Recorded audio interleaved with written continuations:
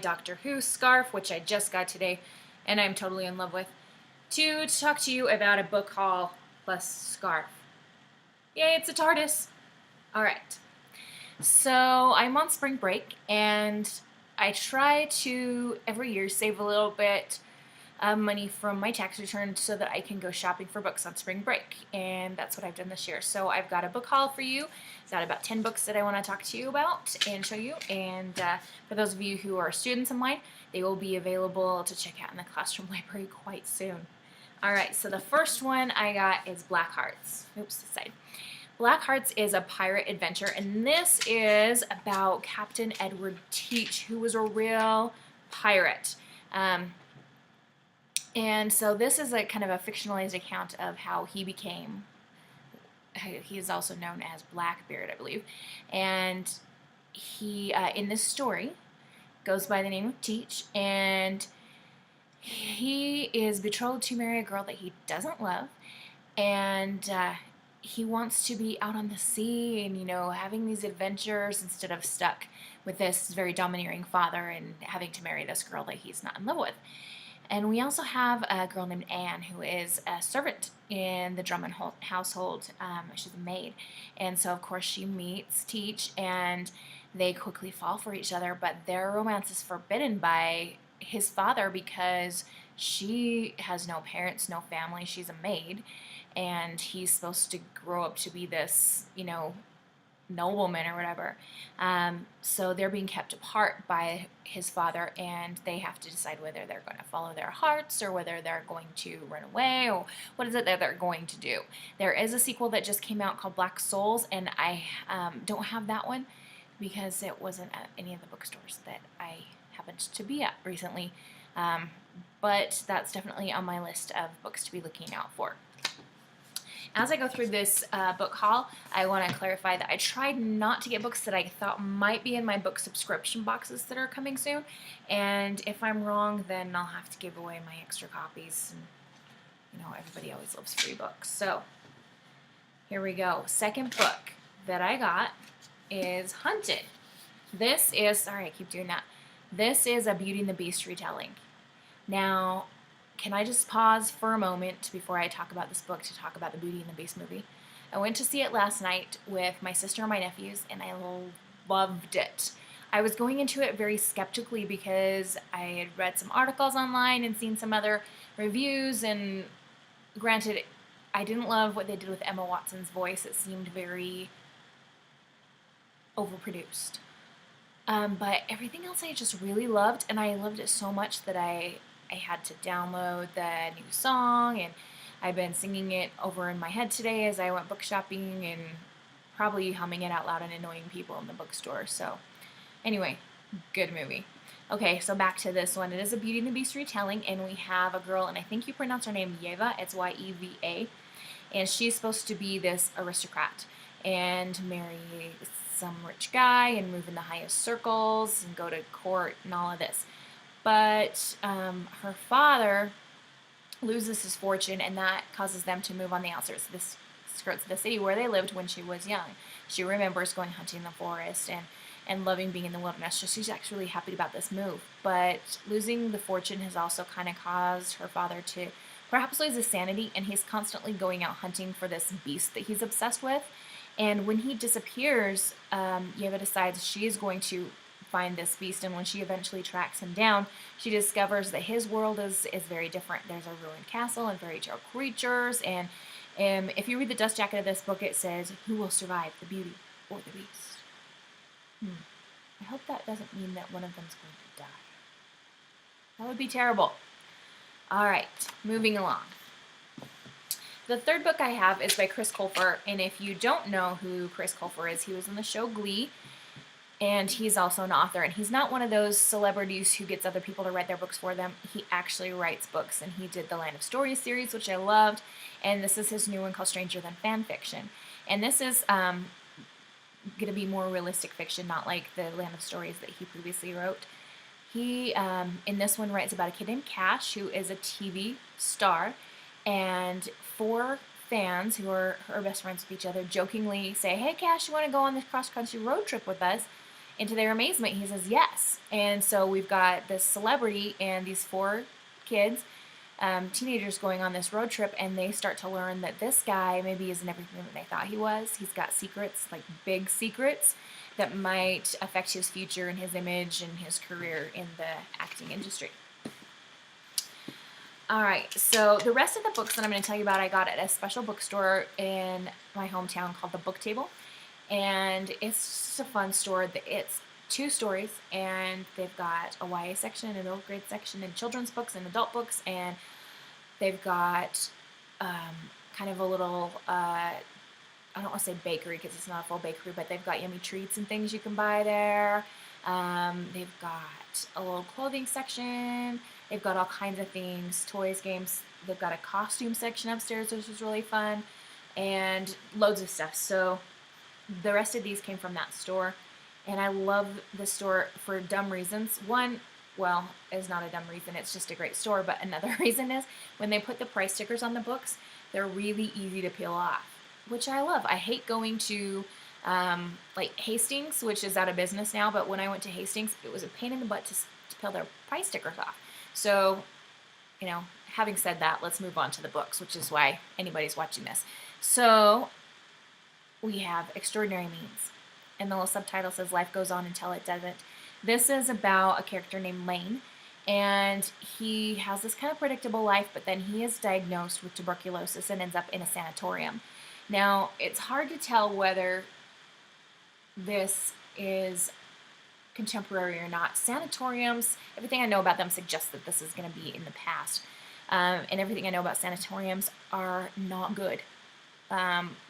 Suggesting that the patients are treated horribly and that type of thing.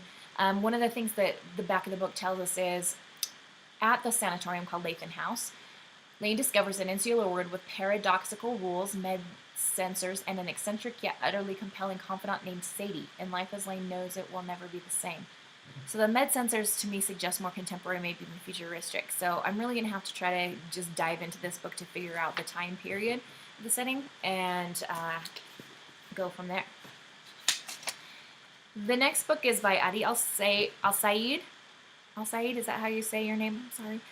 Let's Get Lost. This book is being compared to Paper Towns, and even the cover kind of reminds me of Paper Towns, just that idea of maps and traveling. I'm going to read the back of this to you. It's just 2 paragraphs. It says, 4 teens across the country have only one thing in common, a girl named Layla.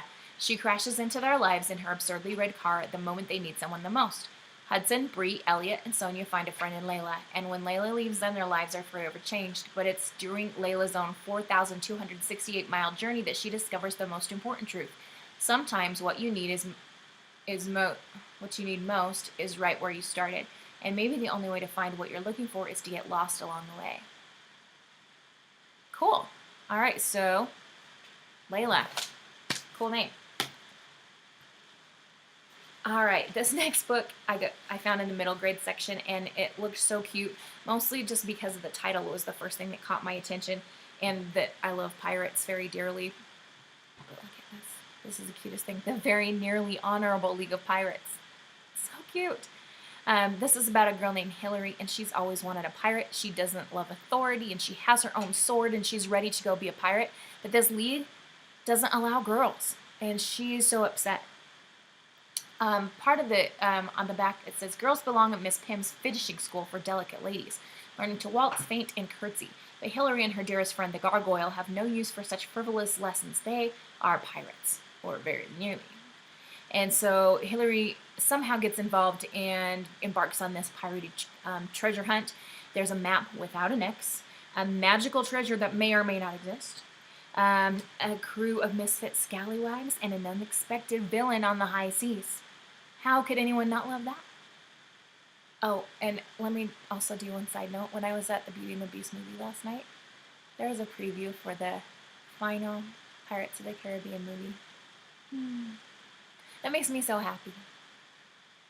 Not that it's the final one, but that there's another one coming out.